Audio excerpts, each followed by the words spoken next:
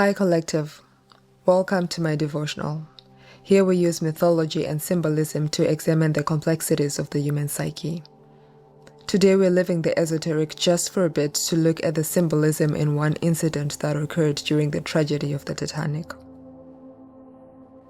Yesterday, I mentioned how I still listen to church songs even though I'm no longer Christian. Since then, the song Nearer My God to Thee has been stuck in my head. I know this song not because of my Christian family actually, but because of the Titanic, both the movie and the boat. As the ship was sinking, this band kept playing, and the song they played was Nearer My God to Thee. Nearer my God to Thee. Yeah, I'm not a singer.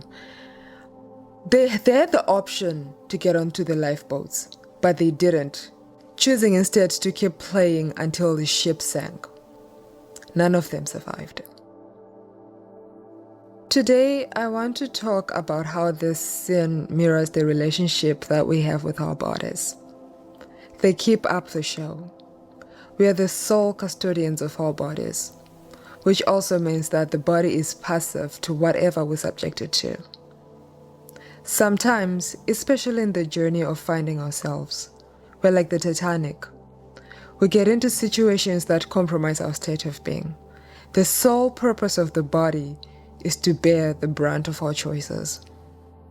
I'm thinking of every time I have gotten hurt and recovered.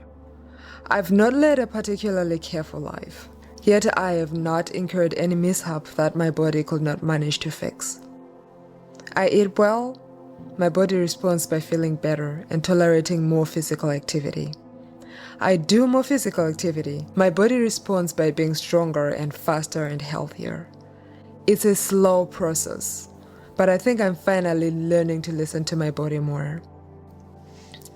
In the movie Titanic, the last thing the band leader said to his band before they all went down with the ship was, "Gentlemen, it has been a privilege playing with you tonight." Today, as a direct practice of self-acceptance, if you have the time and means, let the last thing you do before going to bed be to look at your face in the mirror and echo those words to your own body. It has been a pleasure spending the day with you today. Even if the day was hard, when you lie down to sleep at the end of the day, you won. The day is over and you continue on. That's because your body holds you together no matter what. This is the acceptance of the body in its wholeness, as a sum of its experience, not just its aesthetic function.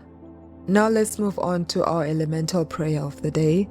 I picked the color green because Friday is the day of Venus, and Venus is associated with life, which is green. The element of air. We say, I acknowledge the breath of this body as the carrier of the life force that gifts me my human experience. When we say this, we are showing humility and recognizing that the mind is a passenger on a vessel that sustains itself first and foremost.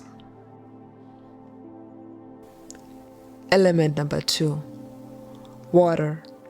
I feel the depth of what it is to be alive in this body. This part isn't asking you to perform gratitude. It's asking you to feel the breadth of what makes you, you. Like all the details about yourself, the stored memory of who you are and what it feels like to belong. To belong to your body, to belong to this internet age, to belong to whatever group you identify with, or hell, to belong to this collective. Element number 3. Fire.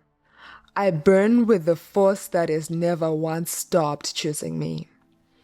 This honors the fact that no matter the choices we make in life, that which sustains us has kept on sustaining us. If life hasn't given up on me, I'm not incentivized to give up on it.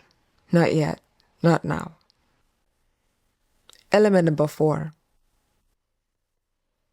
Earth. This speaks to my heart. I am not trapped in my body. I am held. I am held in love until the end. You are not trapped. You are not lost. Maybe part of you may feel like you come from somewhere else. I hold space for that because it is valid, especially now when the state of our earth may not necessarily reflect what we want to see. But there is a part of you that belongs here, only here and nowhere else, and that is your body. The earth is the only place in the universe that your body can exist in its current state. That's why the body holds on so tight. We are its little spark of light. Okay, collective, that's all for the week. I don't do devotionals on Saturday. I take a personal day to reflect. I will, however, stitch all the devotionals from this week in a video and upload it to YouTube. I don't know if you can find my YouTube yet because it literally has 1 subscriber, but it's the same name, The Sacred Circle, and it's the same profile picture. Have a lovely weekend.